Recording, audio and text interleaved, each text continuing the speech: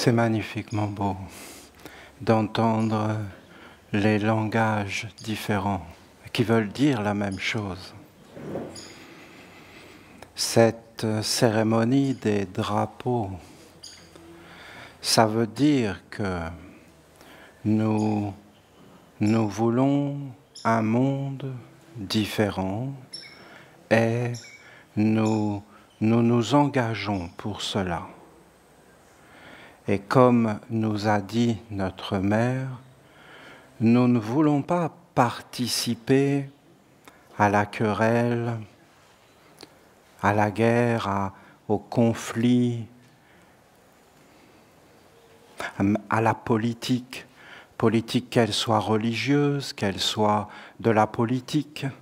Nous ne voulons pas y participer, mais nous voulons amener dans tous les pays l'enseignement de la nation essénienne, de notre tradition qui remonte à Enoch, et nous voulons apporter la paix, la douceur, la sagesse, une orientation qui peut guider les humains, les animaux dans la protection et dans une vie plus grande et plus riche. Alors c'est dans ce sens que nous voulons bénir les peuples et les traditions des peuples, car chaque peuple est une terre qui a sa tradition, sa particularité, son origine. Vous voyez par exemple l'archange Michael veut être en Italie.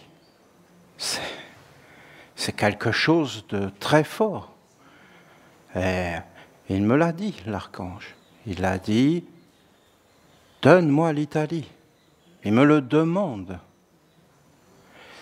La mère dit, je suis ici, dans cette terre, et venez me voir dans cette terre. Elle veut être ici. Et vous avez des peuples qui vivent ici, vous avez des peuples qui vivent en Italie, vous avez des peuples qui vivent un peu partout sur la terre, et il y a des spécificités dans chaque peuple. Et nous devons honorer tous les peuples et tous les langages et tous les êtres et chercher en fin de compte, non pas ce qui nous divise et nous sépare, mais ce qui nous unit. On pourra toujours chercher ce que l'on trouve. On pourra récolter ce que l'on sème. C'est quand même une grande science. L'agriculture est une science dans tous les mondes de la pensée, dans le monde des sentiments, dans les mondes des paroles, dans les mondes des gestes. Nous ne semons pas que des graines et nous ne mangeons pas que des légumes. Nous mangeons des pensées, nous mangeons la vie. Nous sommes nous-mêmes mangés par des événements. Et c'est un prendre et donner permanent. Et nous voulons amener cette sagesse d'une façon déterminée et déterminante. Nous pensons que c'est important. Et votre chant, d'ailleurs, en dit très long. Et je suis en accord avec vous, nous sommes en harmonie. Quitte à vivre sur la terre et à ne pas comprendre vraiment pourquoi, alors autant faire une œuvre grandiose et faire que, après notre passage, la terre soit plus belle de nous. C'est une vision. Maintenant, vous savez, on a tous une vie. Et quand on arrive à un certain âge, on peut regarder derrière soi et regarder des choses. Et si tu en es là aujourd'hui, c'est parce qu'il y a un derrière toi. Même si tu es un enfant, il y a un derrière toi. Il y a un derrière toi beaucoup plus grand que toi. Et tu es cela, tu es la conséquence des actes qui ont été posés bien avant. Et vous avez dans votre vie des événements qui vous arrivent, et quand ils vous arrivent, eh bien, vous ne les comprenez pas forcément sur le moment présent, et vous ne savez pas forcément ce que vous faites. Vous voyez bien que la conscience, que l'éveil, et que le lien entre les générations est important. Parce qu'il y a des êtres qui ont déjà passé le chemin que tu passes, et qui peuvent t'expliquer, et qui peuvent te guider. Et s'il n'y a plus de lien entre les générations, et il y a beaucoup de choses à restaurer, à protéger, à guider. Mais pour guider, pour protéger, pour restaurer, il faut être fort. Pour donner, il faut être riche. Si tu n'es pas riche, si tu n'es pas fort, si tu n'es pas posé, qu'est-ce que tu vas faire? Tu ne vas rien faire du tout. Tu vas être dans des souhaits. Tu vas être dans des projets. Tu vas être dans des rêves. Tu vas dire « Ah, ça pourrait être génial ». Mais en réalité, tu ne vas rien faire. Parce que pour faire apparaître, il faut réellement être fort et être riche. Il faut être stable. Il faut, en fin de compte, être vraiment soi-même, être vraiment décidé. Rien, absolument rien ne remplacera votre vie intérieure. Vous devez être bien à l'intérieur de vous. Vous devez vous préoccuper de vous avant tout. Avant tout de vous. Même pas de vos enfants, même pas de tous vos proches. C'est vous avant tout. Si vous, vous êtes bien, si vous, vous êtes en harmonie, si vous, vous êtes dans la sérénité, si vous, vous êtes riche, riche à l'intérieur, de stabilité, de tout un tas de choses, eh bien en réalité, les autres autour de vous, vous les rendrez heureux. Mais si vous n'êtes pas à l'intérieur de vous, alors vous pouvez aider le monde entier. Qu'est-ce que vous aiderez? Vous êtes faible. Ce sera juste des projets. Ce sera juste des souhaits. Est-ce que les hommes ont des bons souhaits? Écoutez, c'est très rare qu'on rencontre un être humain qui a des mauvais souhaits. Très très rare. Qui veut vraiment le mal des autres. Mais voyons, c'est pas la nature humaine, ça. La nature humaine, il y a quand même un fond de bonté, de générosité. C'est parce que les êtres sont mal éduqués. Quand tu mets un être dans la faiblesse, que tu l'écrases, que tu en lui voles tout, que tu lui mens sans arrêt, à votre avis, ça va donner quoi à la fin? Ben, ça va donner un être qui va vouloir se révolter ou qui va se réfugier dans des rêves et qui va vivre sa vie dans la médiocrité, excusez-moi. Et puis après, bien, il va rêver. Il va rêver des choses et des choses. Et vous voyez, s'il y a une force avec la mère, notre mère dans la forêt, c'est qu'elle nous parle de réel, de concret, qu'elle nous parle de nous, en fin de compte, qu'elle veut nous éduquer et qu'il faut réellement savoir ce que tu veux. De commencer à vouloir transformer le monde, c'est une chose merveilleuse. Mais il faut d'abord se transformer soi-même et être vraiment posé et être vraiment clair. Parce que vous voyez, transformer le monde, c'est une organisation. Alors je vais vous dire quelque chose qui m'est arrivé et qui pour moi a été déterminant dans ma vie. Mais sur le coup, je ne l'ai pas compris. Mais c'était au début de Terra Nova. Et regardez comme l'histoire se répète. Et Terra Nova, c'était un peu délabré. Et ce que je voulais faire, c'était une salle pour pouvoir faire des conférences. Mais il y avait comme un trou dans le plafond, et toute la chaleur s'en allait. C'était pas facile. Alors j'en parlais, je disais, voilà, ce serait bien qu'on puisse faire des conférences, vous voyez, les souhaits. Et puis il y a quelqu'un qui arrive et qui me donne l'argent pour acheter des poutres et du plancher. Je n'avais aucun argent. Ben, c'était merveille. Tout de suite, on se met au travail. On pose les poutres, on est plusieurs. Eh oui, mais voilà qu'il y a un décalage entre les poutres et l'ancien plancher, c'est plus haut. Il faut tailler les poutres. Alors, les frères me disent, il faut un rabot électrique. Oui, mais on n'a pas d'argent. Qu'est-ce qu'on a? On a un ciseau à bois. Non, mais tu rigoles, Olivier. Non, je rigole pas, non, c'est ce qu'on a. Non, mais on ne va pas se taper 10 poutres avec des ciseaux à bois. Et tout le monde est parti. Moi, j'étais là. Et je suis resté, tout seul. Et j'ai fait mes poutres. Ça m'a pris une semaine. Une semaine à parler. Comment on fait pour acheter un rabot électrique? Ah, mais c'était de la violence dans l'air. Non, mais tu rigoles, Olivier, c'est n'importe quoi, ton histoire. Et au bout d'une semaine, j'avais fait mes poutres. Quand les frères, ils ont vu que j'avais fait mes poutres pendant la semaine, ils sont revenus pour m'aider à mettre le plancher. Eh bien, ce moment-là, pour moi, a été déterminant. Parce que dans la vie, si tu es déterminé, rien ne t'arrêtera. Aucune condition, rien du tout de l'extérieur.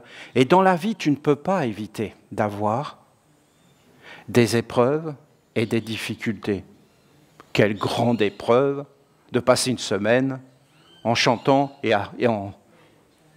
Quelle épreuve à travailler à quelque chose que tu crois être vrai. Et un jour, je parlais avec le maître Ivanov, et il me dit, je suis un serviteur de Dieu. Si Dieu me demande de balayer, je balaye. Et ça a été un grand message pour moi. Je me suis dit, mais quelle vérité, que tu es au serviteur de Dieu, tu fais n'importe quoi, dans n'importe quel endroit, et en fin de compte, c'est pour l'œuvre d'ensemble. Et c'est pas ce que tu fais, c'est ce que ça va engendrer, c'est ce que ça va donner, c'est à quoi tu participes dans l'œuvre d'ensemble. Il faut toujours avoir une vision d'ensemble. Et qu'est-ce que tu fais de cette vision d'ensemble, en réalité? Et là, alors, tu peux comprendre beaucoup de choses. Parce que si j'avais abandonné devant une histoire de maillet et de rabot électrique, c'en était fini pour moi. C'est-à-dire que je n'étais pas capable d'aller plus loin. Et si tu n'es pas capable de faire des petites choses dans la vie et de mettre de l'ordre et d'embellir ta vie intérieure, hein, et de prendre soin de toi et d'aménager ta vie intérieure, et après, une fois que tu es bien posé, que tu as bien tout nettoyé, que tu as bien tout mis en ordre, eh bien, tu commences à faire des choses que tu crois vraies, mais dans le concret. De consacrer des drapeaux de pays, qu'est-ce que c'est concret? Qu'est-ce que c'est concret? C'est réellement concret. Il veut dire quoi, le message?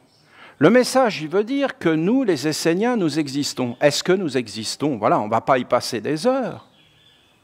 Non seulement nous existons, mais nous avons une façon de voir le monde tout à fait particulière. Nous sommes, d'une certaine façon, uniques au monde. Et nous existons. Nous existons non seulement dans le physique, où nous nous assemblons et où nous faisons des œuvres, mais nous existons dans les mondes invisibles. Nous existons dans des mondes supérieurs. Et en fin de compte, nous avons des associations avec des mondes. Et nous existons dans ces mondes. Il faut vraiment, à un moment donné, s'éveiller. Et consacrer des drapeaux, ça veut dire qu'en réalité, nous voulons entrer dans le monde et être réellement nous-mêmes. Beaucoup d'hommes ont essayé. Des groupes d'hommes très puissants, très puissants. Le christianisme, par exemple, ça a été une puissance, mais phénoménale. Phénoménale. Et pourquoi? Mais parce qu'ils étaient soudés dans cette idée du christianisme. Ils étaient transportés, ils étaient prêts à faire n'importe quoi, même à donner leur vie.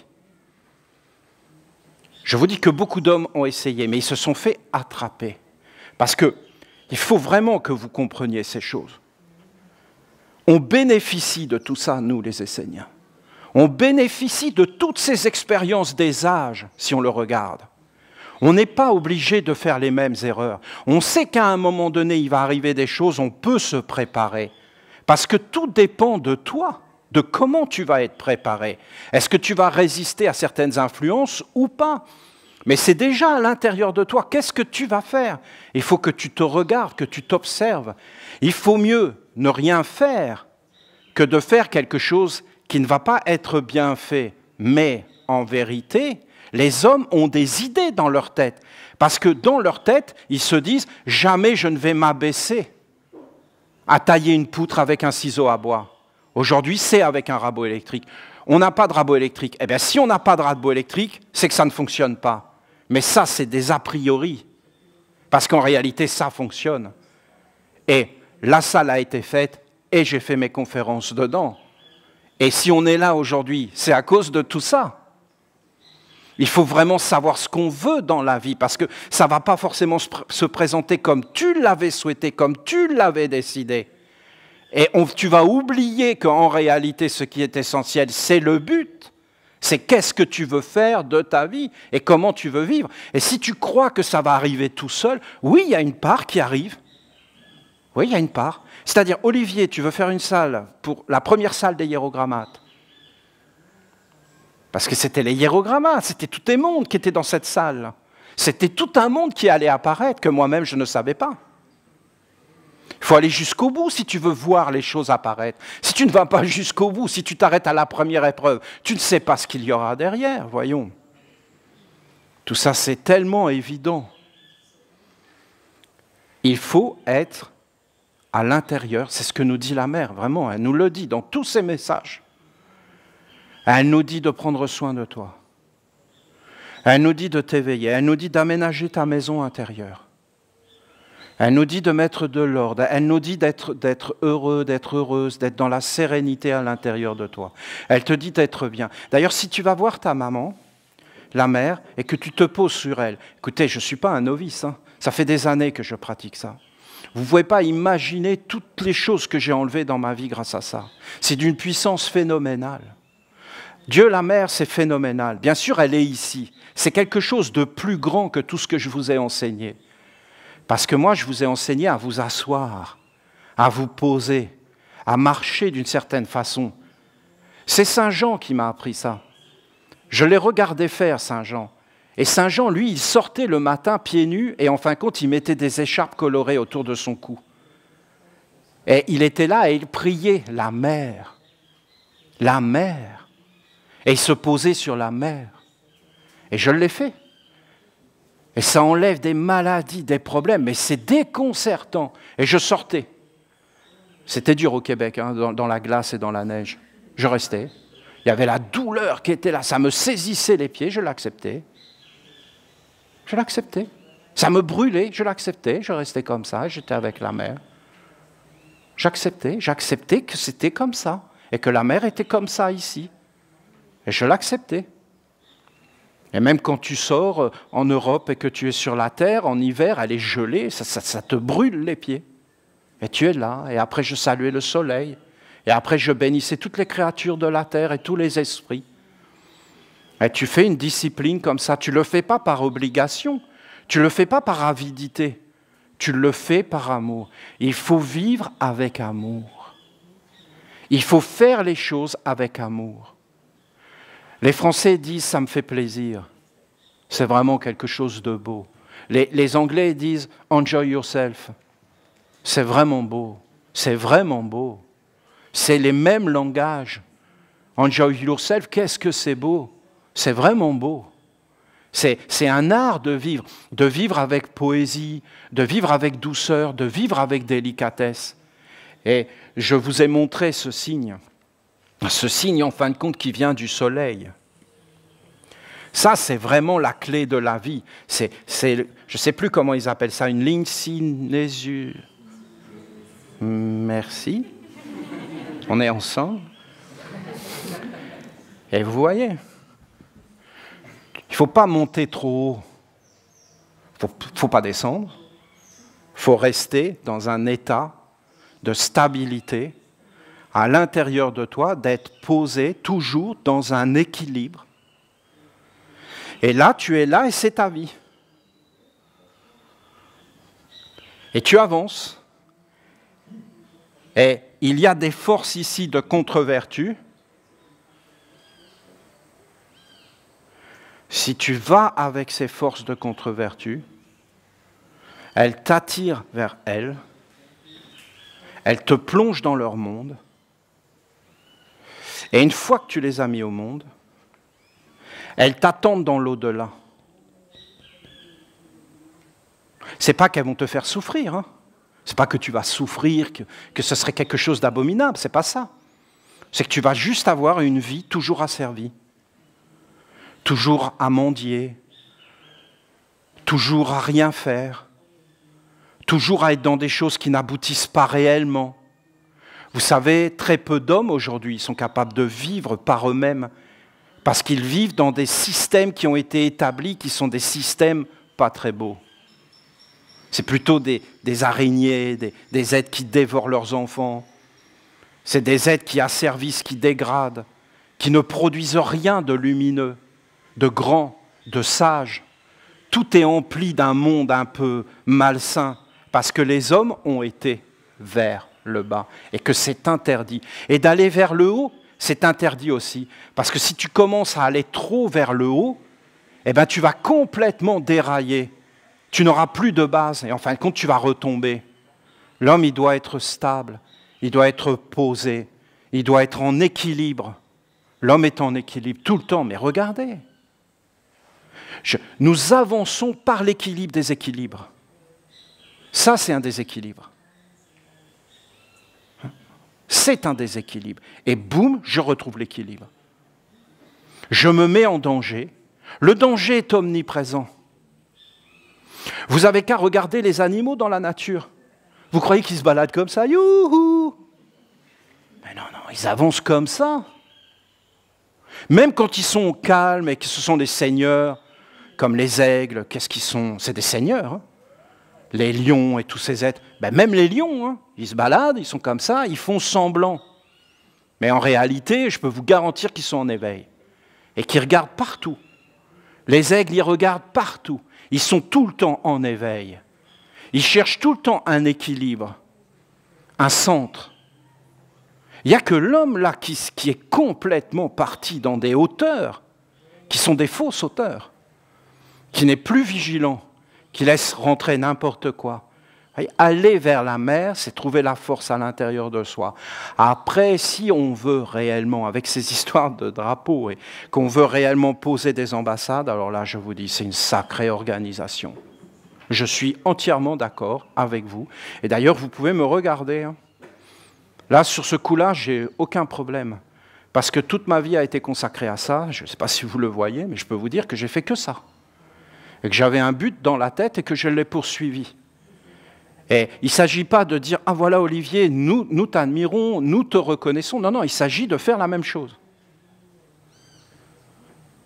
Et en fin de compte, d'y participer d'une façon ou d'une autre. Alors là, ça devient grand. Pas en étant faible, ce qui est notre nature profonde, puisque nous venons d'un monde où personne ne fait rien par lui-même.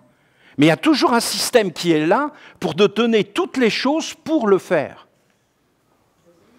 Et tu enlèves les aides de ce système et ils ne savent plus rien faire. Hein. C'est ce système qui fait les choses. Or là, on te demande de prendre un maillet et on te demande de faire réellement les choses auxquelles tu crois être vraies et d'avoir une force et une conviction à l'intérieur. Parce qu'effectivement, tu seras éprouvé. Et c'est bien parce que tu vas devenir fort. Ce qui t'est sympathique doit te rendre fort et ce qui t'est antipathique doit te rendre fort. Quand tu as une vie intérieure, tout te rend fort. Et rien ne peut t'arrêter. Parce que tu vas toujours calculer, ramener l'intelligence dans ta vie. Je vous explique, la nation essénienne, c'est quelque chose d'assez simple. La nation essénienne, c'est des territoires. Des territoires. C'est des villages. C'est très simple. J'ai passé toute une partie de ma vie, moi personnellement, à étudier les structures juridiques. Par amour des structures juridiques. J'aime la loi, c'est certain. Je suis un homme de loi, c'est sûr. Je suis un homme de loi. J'aime la loi. Pour moi, la loi, c'est Dieu. L'évangile essénien, c'est la loi de Dieu. Ce sont des lois. Tout, absolument tout, fonctionne avec des lois. La loi, c'est très important. Des structures juridiques. Les villages esséniens, dans les pays, il vous faut des responsables avec des structures juridiques. Si tu veux rentrer dans un pays, il faut que tu sois conforme à la loi de ce pays. C'est très important. Tu ne peux pas faire n'importe quoi dans un pays. Tu dois avoir toujours le respect. Il doit y avoir un langage, un dialogue. Il faut qu'il y ait des Esséniens qui soient des responsables de toutes ces choses, des responsables de nos villages, des responsables. Si on veut s'implanter dans un pays, c'est-à-dire mettre une graine dans ce pays et la faire germer, qu'elle devienne un arbre, qu'elle donne des fruits, eh bien, il faut qu'il y ait tout un monde. Ça commence pas par les structures juridiques, ça commence par les livres, parce que vous regardez bien, c'est très important pour nous, la littérature, vous ne trouvez pas? Pour nous, la littérature, c'est un monde dans lequel les Esséniens sont présents. Nous produisons des textes. Et c'est ce que nous sommes en train de faire ensemble. Vous prenez conscience? C'est ce que nous faisons ensemble, des textes. C'est rien de faire des textes? Non mais écoutez, voyons. C'est quelque chose de fondamental. Comment on sait qu'il y a le Bouddha? Parce qu'il y a des textes qui nous racontent les enseignements du Bouddha. Sinon, on ne serait même pas au courant qu'il y a un Bouddha. Vous savez qu'il y a eu des très grands sages sur la Terre, on ne s'en rappelle plus. Pourquoi? Parce qu'on n'a plus de traces et qu'on n'a plus de mémoire. Qu'est-ce qui est beau dans la littérature et dans les textes? C'est qu'en fin de compte, c'est libre. Tu es là avec ton texte, tu le lis et tu es libre. C'est quelque chose de grand. Si tu n'en veux pas, tu passes à ton voisin ou tu le détruis même si tu veux. Et puis sinon, eh bien, ça te touche.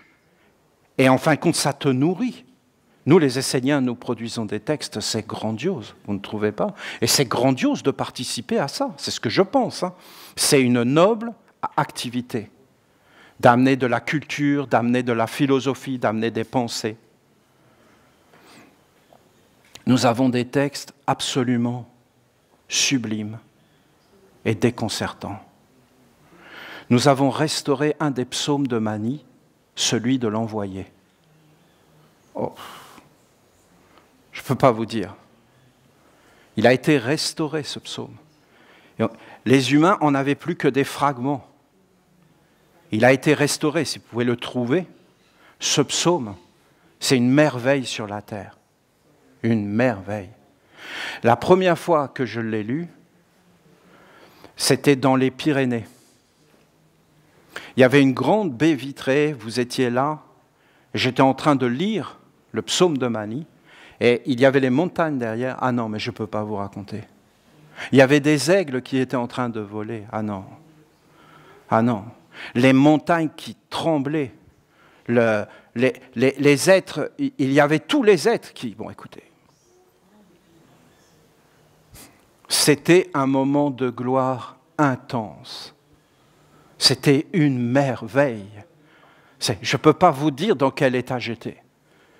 C'était incroyable de beauté d'avoir restauré ce psaume. À chaque fois que je le lis, je suis presque en extase.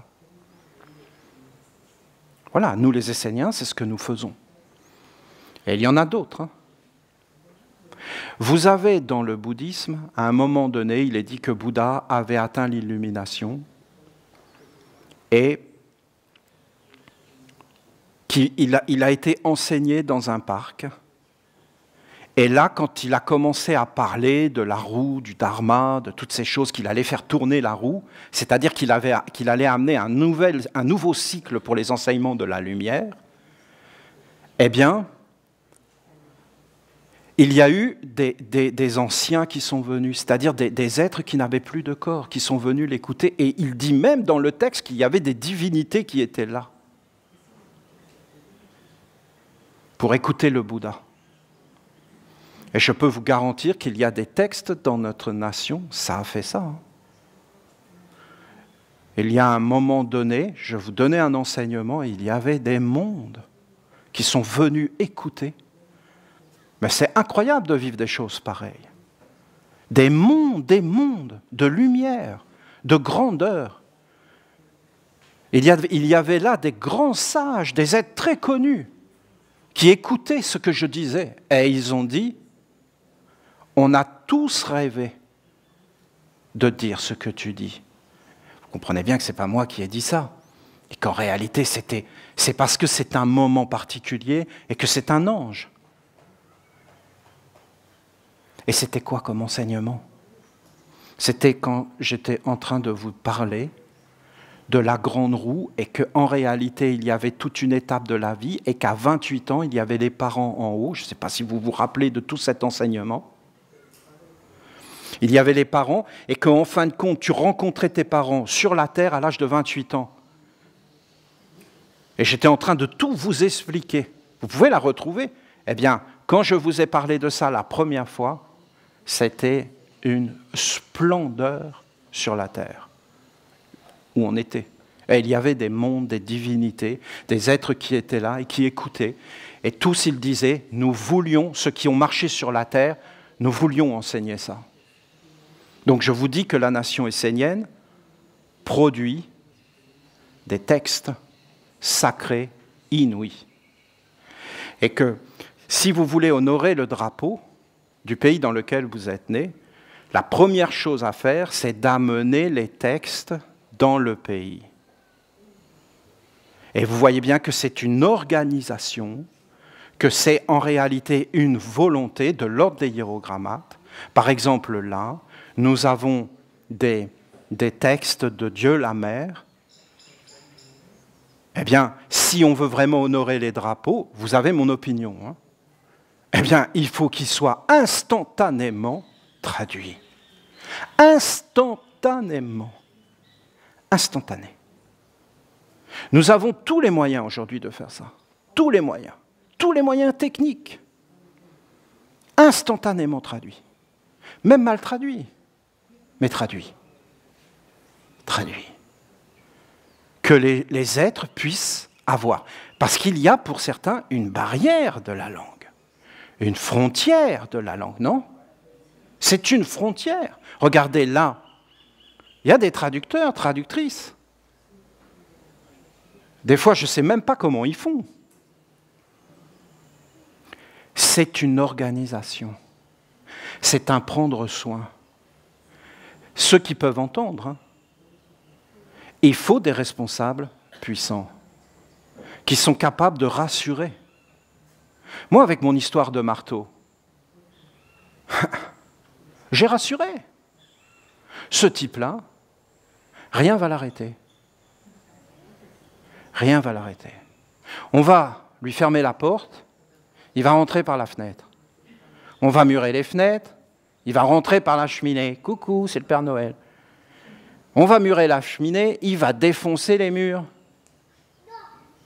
Donc comment on fait? On va blinder les murs, on va creuser un tunnel. Donc comment on fait pour l'arrêter? Parce que c'est à l'intérieur. C'est posé. Voilà, je peux vous donner quelques orientations. Je vous dis que les messages de la mère, il n'y a pas de prix d'amener dans un pays un texte. Alors le problème que vous avez, c'est que si vous ne le faites pas aussitôt, comment vous allez faire, puisque 1 plus 1 plus 3 d'un coup, plus 1 plus 10 dans la même journée. Ensuite, plus. Donc c'est une organisation.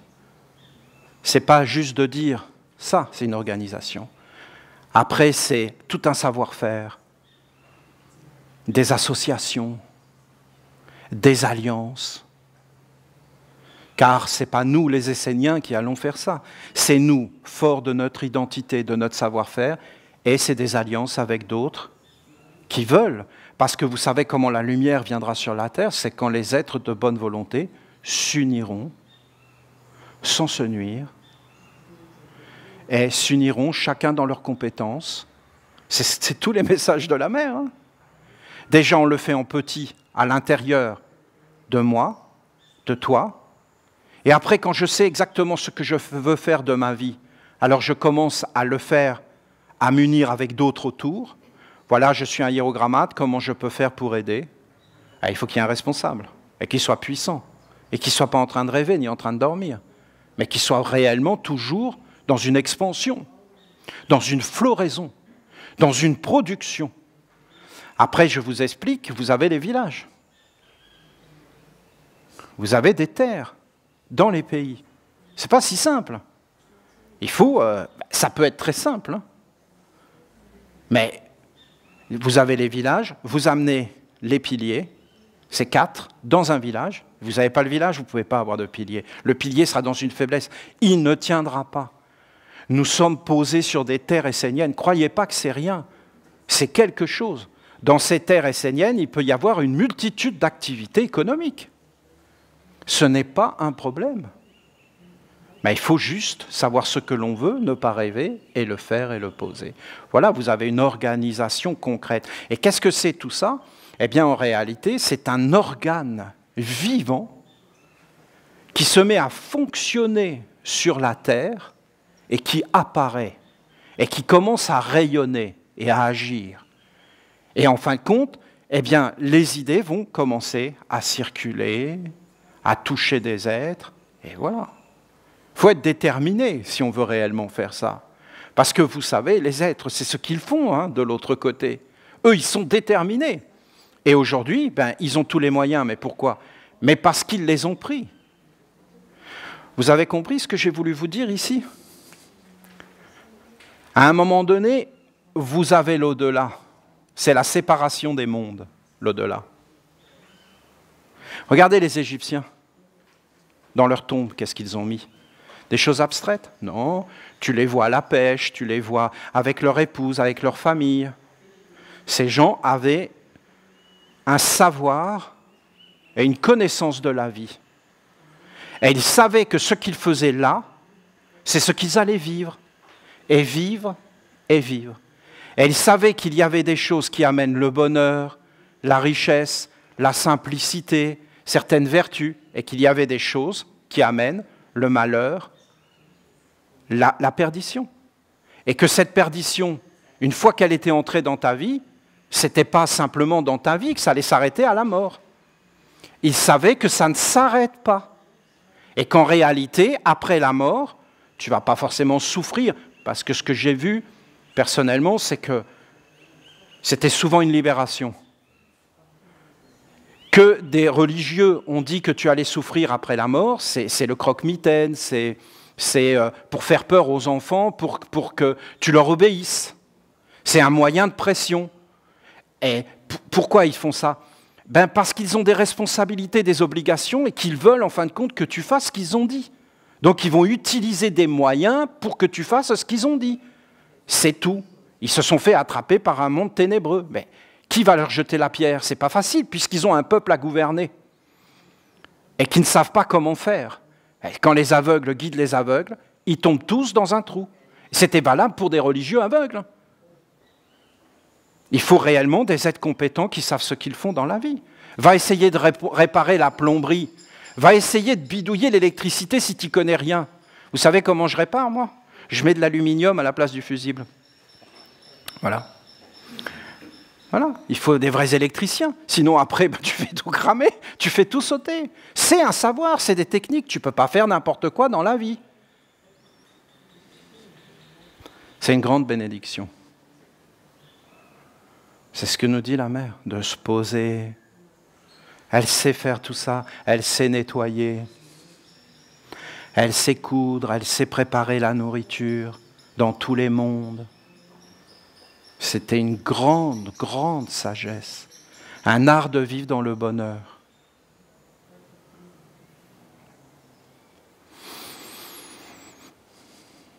Il faut être organisé. Et tu sais comment tu es bien organisé? Ben, quand tu es vraiment posé, et que quand les aides viennent vers toi pour te dire « Ah bien, je veux faire un village essénien dans mon pays », ben, faut que tu sois capable carrément de tout lui expliquer, de tout lui dire, toutes les étapes. Et qu'il y ait réellement une entraide, une solidarité. Tiens, voilà mon numéro de téléphone, tu m'appelles quand tu veux, on reste en contact. C'est comme ça, comme ça, comme ça, comme ça, comme ça. Ah tiens, je veux amener les livres dans mon pays. Ben oui. C'est incroyable aujourd'hui, on a Internet, c'est complètement délirant. Hein. On peut répandre dans toutes les langues notre philosophie. On peut se faire connaître. C'est grand. Vous ne trouvez pas? C'est des grands moyens.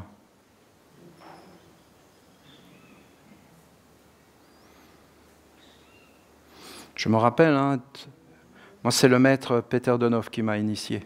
C'est lui qui est venu me chercher. C'est lui. Hein. C'est Peter Donov, il est venu me chercher. Il me parlait. Je ne savais pas qu'il s'appelait Peter Donov. Il est vraiment venu me chercher. Et après, ben, je me suis dit, qu'est-ce que je peux faire pour lui? Et j'ai commencé à éditer ses livres. Ah. Non. C'est une belle façon, vous ne trouvez pas? C'est une organisation, je vous dis, réelle, puissante. responsable, éveillé, clair, déterminé, sans peur, aucune obscurité, conscient de ce que tu fais, ne rien associer de contre-vertu, pas se plaindre. Sinon, les plaintifs et les pleureux arrivent. Je vous avais fait un chant, mais je ne vous l'ai jamais donné. C'était les paroles, c'était « Les pleurnicheuses, c'est pour les morts ». Mais qu'est-ce que je l'ai chanté dans la forêt? Les pleurnicheuses. Bon, je ne vais pas le faire parce qu'après, vous allez l'avoir dans la tête. C'est pour les morts, les pleurnicheuses. Et là, je rigolais. Alors, vous comprenez, c'est plus la peine de venir pleurnicher devant moi. Hein. Et après, il ne faut pas s'associer. Sinon, c'est même après la mort. Vous inquiétez pas de ça. Mais ça veut dire que ça reviendra quand tu vas naître. C'est pire. Vous avez l'énergie, je vous lis le message de la mère.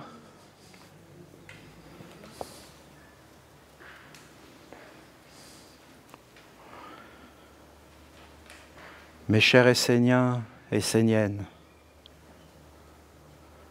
je sais que certains d'entre vous vont repartir vers le monde dans lequel vous avez des obligations, votre vie, votre famille, vos familles et vos centres d'intérêt. Pour celles et ceux qui ont vécu mon initiation et qui se sont approchés de moi, j'aimerais que vous gardiez avec vous, précieusement, dans un souvenir omniprésent, ce moment où j'ai pu vous toucher et où vous avez été avec moi. Cette communion est enregistrée en vous et elle est beaucoup plus grande et importante que ce que vous en avez capté dans votre conscience. C'est un moment qui va se révéler petit à petit et qui va grandir en vous. J'aimerais qu'avec douceur et force, il vous apporte avec le temps une autre vision de la vie et de ce qui est réel. Je ne vous dis pas qu'il va vous apporter la vision parfaite, car en vérité, vivre avec moi et faire les expériences que vous avez vécues pendant ce petit moment devrait être naturelle et quotidienne. Mais voilà, cela ne l'est plus. Et maintenant, vous vivez loin de moi et dans un environnement qui m'est étranger et dans lequel je ne peux pas me manifester. Dans ce monde, l'homme est habillé d'un vêtement. Mais ça, c'est sûr qu'on est habillé d'un vêtement qui est extrêmement complexe et il ne sait pas vivre sans lui. Sachez que je vous ai offert un cadeau précieux et qu'à travers lui, je vais pouvoir rester présente dans votre vie. Vous le savez, lors de l'initiation, je vous ai dit comment garder le contact avec moi.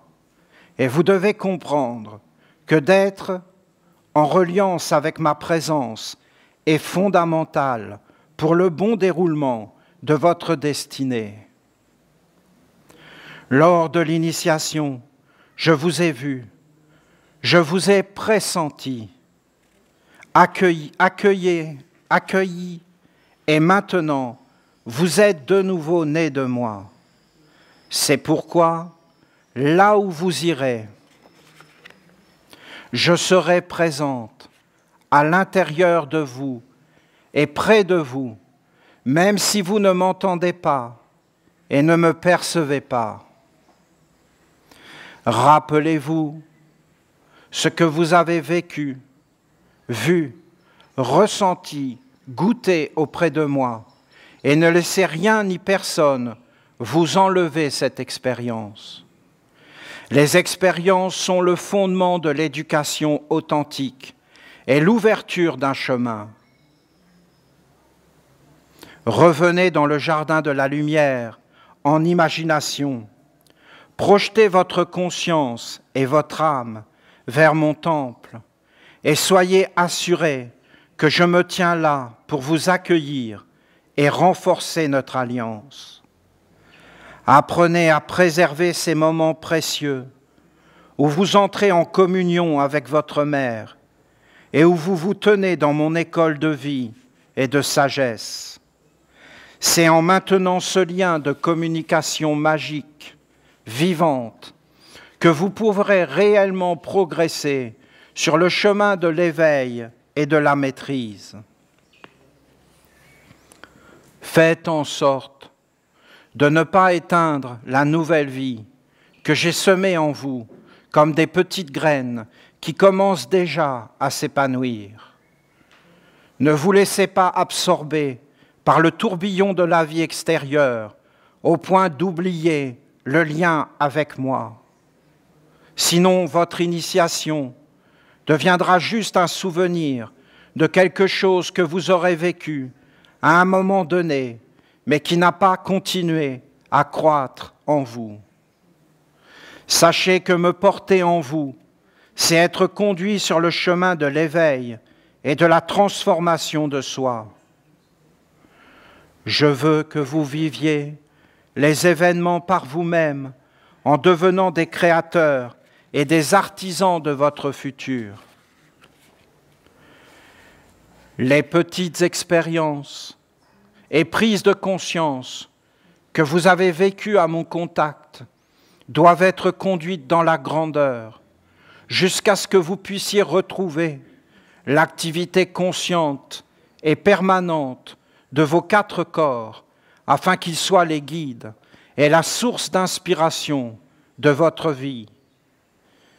Il y a là une puissante magie qui vous permettra de vivre et de pressentir ce qui vous entoure dans les mondes subtils. Ainsi, vous connaîtrez une nouvelle stabilité dans vos vies, ainsi qu'une capacité à vous repérer, à vous orienter et à demeurer clair en toutes les situations. Vous devez retrouver ce savoir instinctif qui vous dit ce qui est bon de ce qui ne l'est pas. Ainsi, vous pourrez poser votre pied et savoir que vous ne risquez rien, que le chemin est sûr. Vos 4 corps unis à ma présence magique vont développer et faire apparaître ce savoir inné en vous. Quoi que vous fassiez dans votre vie, faites en sorte de ne jamais couper le lien de filiation et de vous éloigner de moi.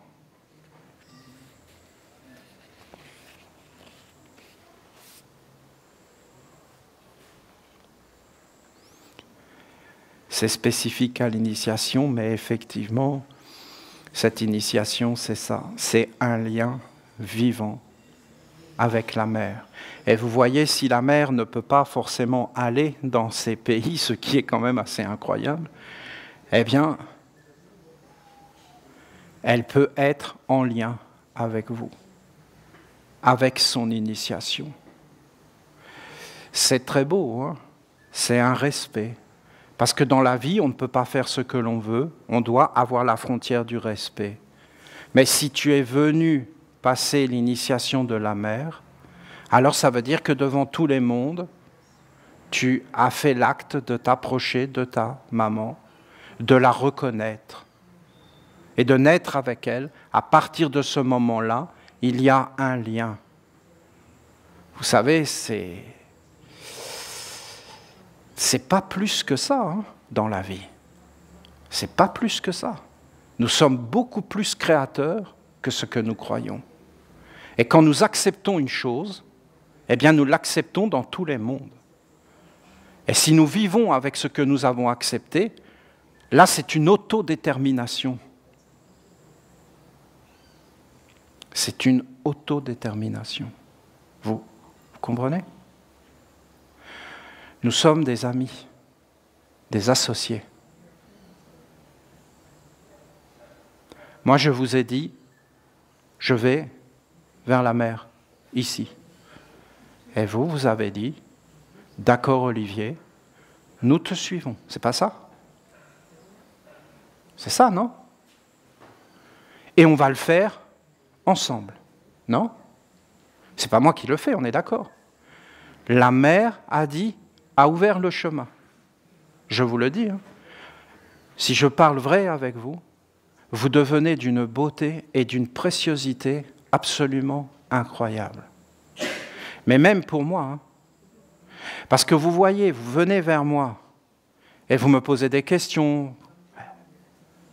C'est un acte de confiance entre nous. C'est une responsabilité.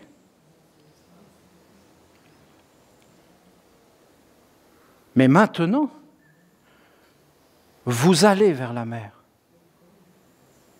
Ça n'était jamais arrivé. Parce que même si vous allez vers les archanges, c'est pas pareil. C'est trop haut.